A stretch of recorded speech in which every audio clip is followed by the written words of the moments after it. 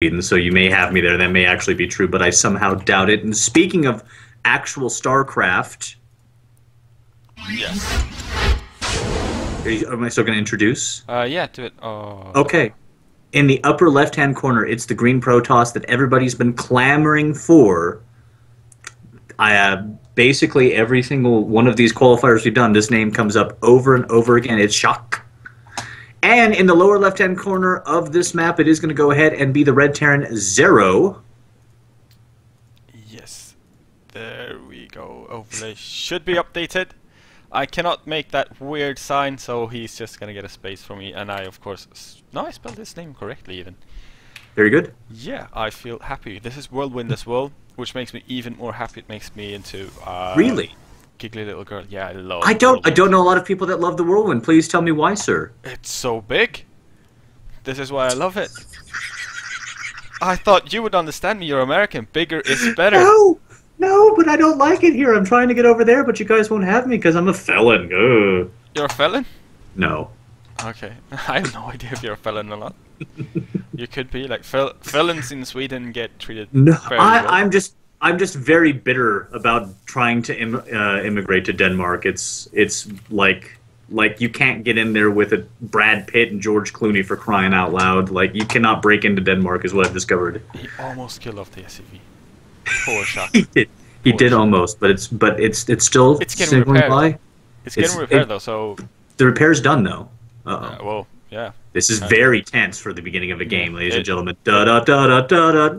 I don't think it's repaired. The repair isn't done though. They've put it together with some bubble gum and put a paint job on top of it. But I mean, it's as good as it's gonna get this early in the game. You can't really afford repairing an SUV fully. It's true. It's just a ghetto trim, ghetto makeup. It looks a little bit better that way. And now that Sjaak knows where his opponent is, I am a little bit shocked that he is not greedier than this. To be completely honest. Yeah. I mean, I would have gone if I see him going down. If I go down there and get a scout off, see him going for command center first, which is the obvious thing he's doing with no gases. Right. Then I would have just Nexus before I wouldn't even have started mining gas. I would have not mined the gas, gotten Nexus, and then started mining gas and getting my cybernetics core. That's the way I'd play it. But isn't he looking like he's going to go for aggression? He could be. I'm just that's just me though. Like, I'm a really greedy player. Oh, okay. Pro gets killed off. Not Pro got killed off. Marine got revenge. Said stop picking on my little brother. Yeah, not as baller of a probe as we saw last game. It's gonna be a little bit hard moving, up the ramp of a Terran though. So that could be it. That's probably why he sacrificed him in sending the Zealots across the map. Sadly, the Zealot is going to arrive when there's roughly 50 Marines out and like 12 bunkers. Yeah, this Whirlwind. It's Whirlwind. You're not going to get there with your single Zealot before the other guys built 5 counter units. That's all there is to it in the early game. I'm going to say this map becomes a nightmare for Terran in the late game, especially against somebody like Sjaak, who's a very, very strong player. But no, there's the Nexus. You're right. This is totally super safe of him. Yeah. What was he afraid of? I have absolutely no idea. But, I mean, he went for the standard thing, and perhaps Sjaak has some later timings that he wants to hit that almost completely revolve around, this type of opener since it's the standard opening. So perhaps he doesn't want to get, skewed a little bit. I think we're still in the best of 1 series. I think this is going to be the last best of 1 rounds, and you don't want to lose that because you get tilted a little bit by doing something out of the ordinary. It's true. It's very, very true. Mind games may be afoot, but I'm not a mind reader, so don't mind me. Oh, you punny guy. This is why I love casting with you. The puns, they never stop coming. I apologize for it. I consider puns to be the lowest form of humor. No, they're the highest form of humor. Nope. You should. I know that you guys believe that over there. That is a thing. You should move to Gothenburg. They never make puns, ever. Really? Yeah. Just ask any Swede and ask them if Gothenburg people make word jokes and puns. I guess are they too busy going to the museums or something? Like, what the hell? No, they're fishermen. They're way too busy just being out there, smelling like fish and bringing in. Norwegians like the puns too, though, and that's all they do. So do Icelanders. Yeah. No, the truth is that Gothenburg is like famous for puns. That's the only thing they do. You're a don't jerk. do anything other. I see. I trusted you because I've only been to the city twice, and it was full of museums. To Gothenburg?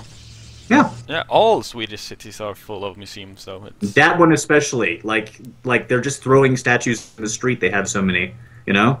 Yeah, I think... If they got, like, if it was civilizations, they would have way too much culture. Like, Gandhi would be nuking that city because it'd be too close to victory. You can't have too much culture in Civ. Yes, you in Civ 4. In Civ 4, you could win with culture in a city. Which means that you cannot have too much of it. Right, but if Gandhi's on the map, and India still is in play right now, they would nuke it, so it'd be very bad. Yeah, perhaps. I'd just go for the Chinese wall, though, because I think it was in Civ 4 that it made you almost invincible if you got it. For about 125 turns, it surely did, because armies couldn't move inside, which is really good. It's really good to have immobile armies. They're basically just turrets. There's also Starcraft going on, and basically... It's basically very standard, though. The double forge is very late, but he did want to get that Robo Bay up first for Sjaak, it looks like. The Terran player is building his infrastructure, trying to do his best to keep it in a line. That very last reactor barracks is going to drive all the OCD nerds just crazy. Yeah. It is. I'm trying not to point it out, because I am one of those OCD nerds. Well, there we go. I'm totally not going to zoom in and out of it, so if you come to my camera, it's totally not going to drive you crazy. I'm not even going to switch.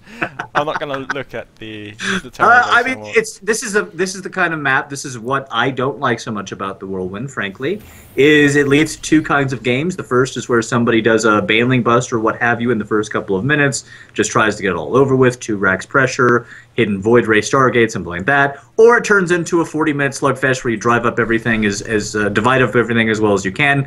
But unlike something like Tal'Darim Altar, the map is so big that even dividing it takes 10 minutes. So that's the kind of game we're heading for, looks like. You know what I need to do? I need to get Sase's Skype, and I need to ask him how many Nexa does it take to wall off. To punch a Swedish prepubescent child in the face. No, but like if he were to play Nice Mice on this map, how many Nexi would he have to place down to just contain him with the Nexus wall? I feel like we don't need to bother him. I feel like at least 100. I'm fairly sure that, I mean, Sassy is insanely good at the game, so he could probably tell me like straight away, well, okay, this map it's gonna take 42 now, and a half. If I was gonna come to that question, I would ask QXC. Because QXC has no idea about Nexus.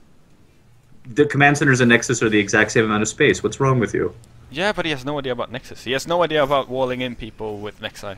QXC No, doesn't but do that. he's done it with planetary fortresses, which is the same amount of space necessary. Okay. Oh, yeah. I don't care. He's not Matt. Sassy. I like QXC because he's very nerdy. And he doesn't try and hide it, unlike a lot of esports personalities. Blink is coming in fairly quick here. The double upgrade's not actually happening due to the lack of gas and the late time of that third expansion. That is something that is absolutely true. Now, however, he is ahead of his opponent in expansions. I mean, Sjaak, that is, which is really good for him. The Blink is going to be a little bit late to deal with this first drop, but then again, he's already placed all of his Stalkers right there to just deny it, feeling really, really safe. Even placed down a cannon, and he's going to get one of the Medivacs for his troubles. So, smart play there by Sjaak, just forcing his opponent out. Indeed, that drop totally shut down. Do want to do a quick shout out to Gropa TV in the stream today. Apparently he got his promo pack just now. Very exciting, guys. It's very cheap if you are in the Netherlands. They pay for a portion of the shipping. You get a beta key for HOTS. You get wonderful promotional material, and you get to grow esports. So please go to the webpage. Consider buying it. It's only a couple of euros. You can afford it. You live in a rich country. Yeah, they do. And I would like to point out the fact that Xero has done something that I see a lot of Terrans not really opting to, which is getting double starports really early on in the game, especially since he has scouted his opponent's gun Colossi this early. So now he's going to be able to churn out both Vikings and Medivacs at the same time, so that's a really smart move from him, I feel. It's very solid. He's also got the Ghost Academy down, so he's ready for either tech switch to go ahead and pop on out. Doesn't really have the tech lab infrastructure on barracks to get out the Ghost, but that is not the biggest worry at all. As long as the Ghost Academy is down, you can make some hay out of that. Sjaak does have, in addition to mining from his third for quite some time, where it's only coming operational for Xero. He's also got the Templars and Storm on the way, charge as well. So Sjaak very comfortable taking this late game. Yeah, I wonder why he's moving across the map with these Stalkers. He's gonna have to blink away because he absolutely shouldn't. And that Observer almost got sniped off due to the insanely big range of that scan. We have seen some Protoss survivors today, let me tell you folks something, because there were 4 Vikings right there and nothing to air to shoot at besides him, and he's still alive. He is. He's seen some stuff. That's the only thing you can say about observers. And this guy, he has observed some things that you wouldn't believe. Really? Is that your view?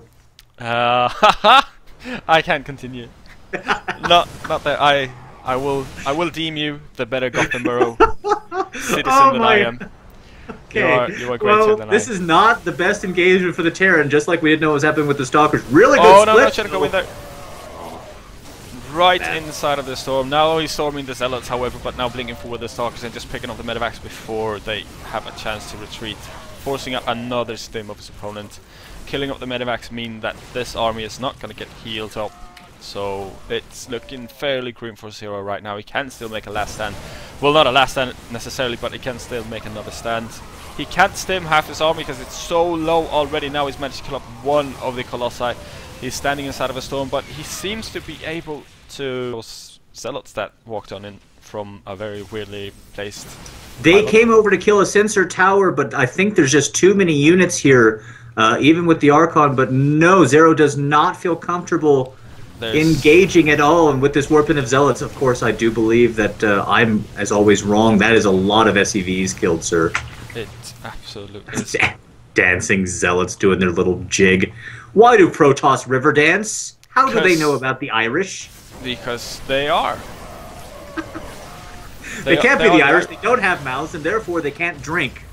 Oh, well. Yep. They could have made the Irish culture, and then the Irish people just took whiskey into it. That could have been the Zergs just moving on in with the whiskey to destroy everything. Don't you talk about whiskey that way. An emergency drop is loaded up. I mean, it's going to be scouted by an observer. Sjaak has shut pretty much everything down. I do want to say he's expanded and taken a 4th. He's even getting some infrastructure up over near it, just because the probe has nothing else to do. Engagement pushing in the front. Again, yeah, the storms have all been decent to good, without question. Vikings coming in, but there it is. And